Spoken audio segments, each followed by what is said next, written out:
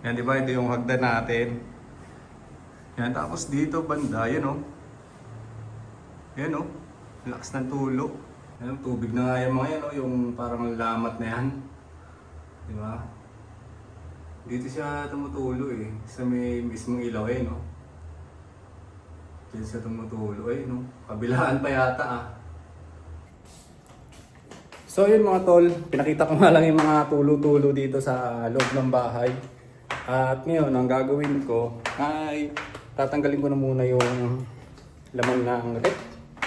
Para kung sakaling mangyari ulit yung nangyari nung nakaraang may bagyo, ay madali na lang natin siya magagawa ng paraan.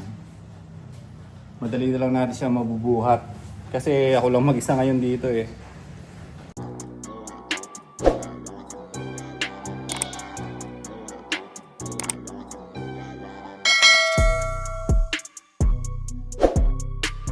Yo, good day mga tol! Welcome ulit sa panibagong vlog natin ngayong araw. Ngayon ang gagawin ko is lilinisin ko lang yung laman ng rep. Yan. In case na tumaas yung tubig, ay madali ko na lang siyang mabubuhat. Tanggalin natin yung laman ng rep. Pero may gusto lang akong i-share muna dito. Gawa ng tuloy-tuloy kasi yung pagtulo eh. Dito sa Kisame, pakita ko lang sa inyo. Yan, di ba? Ito yung hagdan natin. Yan, tapos dito banda, yan o. Yan o. Lakas ng tulo. Nilagyan ko na nga lang ng ano eh, dito. Nilagyan ko na lang ng basahan. Yan. Saan na yun? Dito pa o. Di ba? Saan kaya galing tong yan, basa-basa na yan. So, yun. Sa CR din, sa Kisame sa CR, ang lakas din ng tulo. Kaya nung naligo ako kanina, hindi na ako nagbukas ng ilaw. Baka, mag-spark eh. Yan o, ang lakas niyan. Ibig sabihin, may butas yung bubong natin, di ba? Yan, dyan lang siya banda. Pakita ko sa inyo yung sa may CR. Gamitan tayo ng cellphone para makita natin. Yun. Ay, sa may CR natin. Ayan, tubig na nga yung mga yan, yung parang lamat na yan. Di ba? Dito siya tumutulo eh. Sa may mismong ilaw eh, no? Diyan siya tumutulo eh, no? Kabilaan pa yata ah. Ayan, gawa na ang lakas kasi din ng ulan. Yan, no? Diba, medyo delikado yun pag binuksan natin yung ilaw. Baka, basa na yung loob niyan eh. Actually, matagal ko na napapansin yan. Hindi ko nga lang din mapaakyatan yung bubong. At hindi rin kasi ako marunong mag-akyat-akyat doon eh. Yan, di ba? Tuloy-tuloy yung pagtulo niya. So yun mga tol, pinakita ko nga lang yung mga tulo-tulo dito sa loob ng bahay. At ngayon, ang gagawin ko ay tatanggalin ko na muna yung laman ng rep. Para kung sakaling mangyari ulit yung nangyari nung nakaraang may bagyo, ay madali na lang natin siya magagawa ng paraan. Madali na lang natin siya mabubuhat. Kasi ako lang mag-isa ngayon dito eh. Diba? Para kung sakali ay madali na lang natin siya mailalagay dito, mabubuhat natin siya kahit ako lang mag-isa. Kung wala siyang laman, diba? Dati kasi maabot hanggang dito yung tubig, pakita ko sa inyo. Dati kasi maabot na mga hanggang dito yung tubig siguro, yan, ganyan.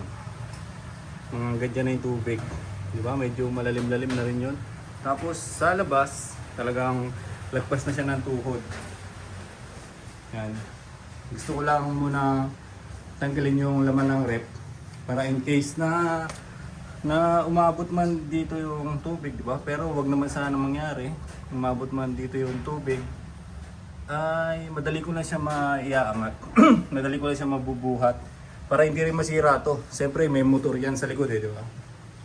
Meron yung motor sa likod. So, linisin natin. Yung yelo, yan. Wala na rin namang yelo dito. At pinatay ko na to nung nakaraang araw eh. Yan, wala na rin namang yelo to. Pero benta ko ng yelo. May pera pa pala dito. Yan. Sa baba. Yan sa baba na lang yung may laman kasi Binawasan ko na rin ng mga alak dyan no nakaraan, di ba? Yung gagawin natin ngayon. Labas lang natin to. Labas lang natin yung mga ano na yan, di ba? So yung mga tol, samahan nyo ako ilabas yung mga nandun sa loob para malinis din natin. Kasi ano rin yan dahil hindi ko na nga rin ginagamit yung rep, hindi naman ako naglalagay ng mga pagkain dyan wala rin naman ako stock ng pagkain. Nag-decide na rin ako na patayin na siya. Ibig sabihin, hindi na siya gagamitin. Kasi yun, dagdag din siya sa ano, di ba? Dagdag pa siya sa bayarin natin. Dagdag din siya sa bayarin natin. So, tuloy na natin patayin, di ba? Tuloy na natin huwag gamitin. So yun, tara, umpisa na natin. At maglinis na tayo. Sabi nila, signal number 4 daw dito Signal number 4 daw dito ngayon. Sabi ko nila ano pala yung mga case ni... Labas ko muna dito, di ba? Tapos kuha na lang tayo ng case mamaya.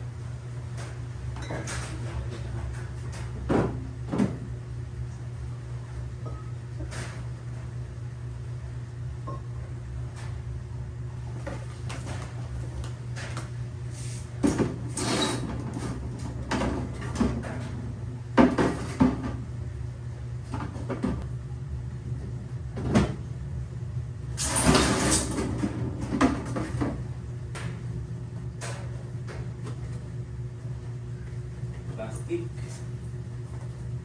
Plastic kanina.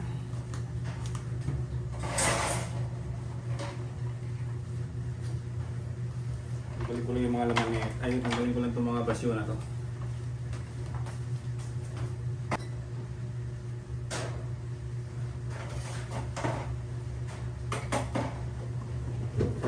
Meron pa mga ganito, mga maliliit. Bahuli natin yan, oh.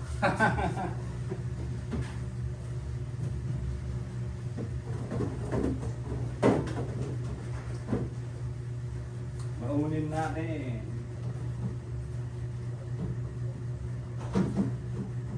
Dahil ko pala ang cobra sa ka-sting,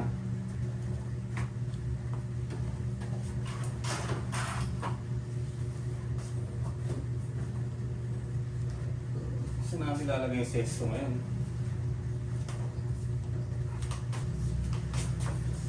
Lagyan na ng sesto. Dahil pa sesto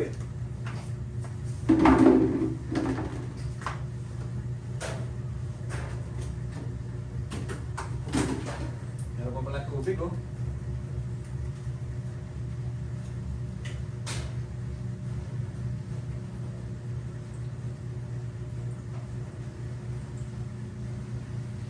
Sarap.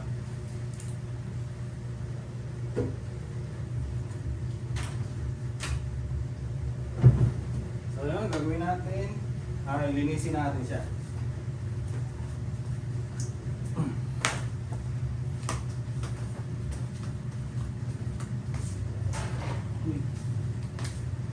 Ipagmumaliktad.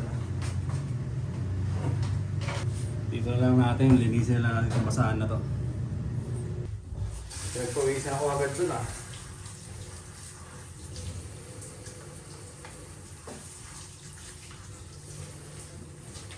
Oh. Dito sa taas yan, punas-punasan ko lang naman itong mga ito Punas-punasan ko lang yan, yung mga dito, mga dumi-dumi dyan, linisin natin. Tapos sa baba, yan yung mga ganito, diba? Punasan lang natin yan. Wala naman na laman, natanggal ko na. Kasi ito, medyo natapon yata. Nabutas yung juice siguro. Diba? Makunti lang yan, mabilis lang yan. Let's go!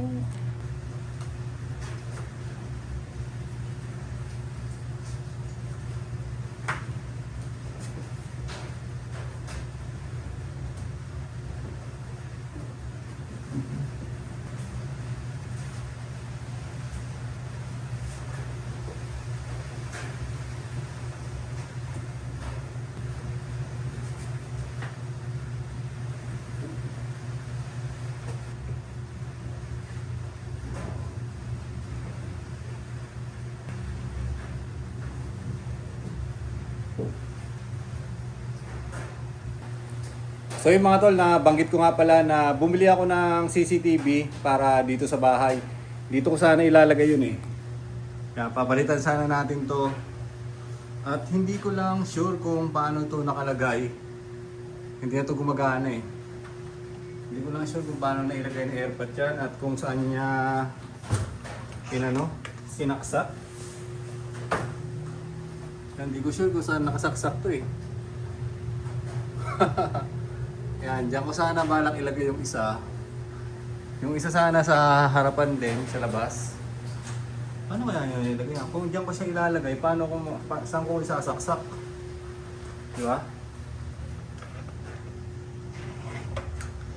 Isa sana doon, tapos isa rin dito. Yan, dito banda oh, sa kanto na yan. Yan, dyan sana yung isa. Para kitang-kita yung loob dito, di ba? Kitang-kita yan.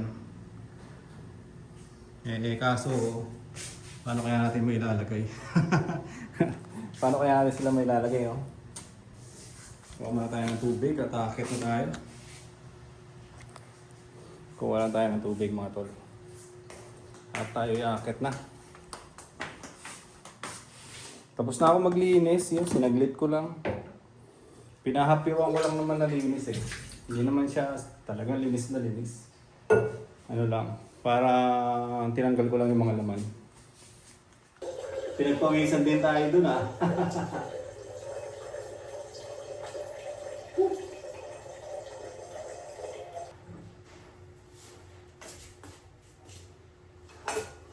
Tara na mga tol, at akit na tayo. Akit na tayo, patayin natin mga ilaw dito. At tali natin yung gamit natin.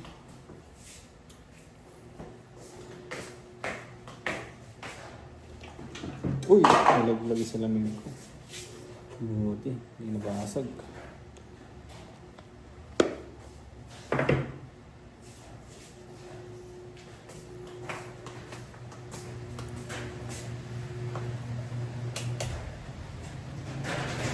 Patayin natin yung mga ilaw.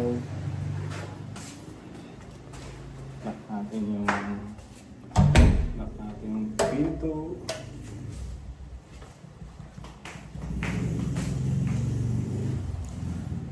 At tayo aakit na. Okay, dito naman tayo sa taas. Tapos kaagad yung mission natin, di ba? Ang bilis lang, ginalawan.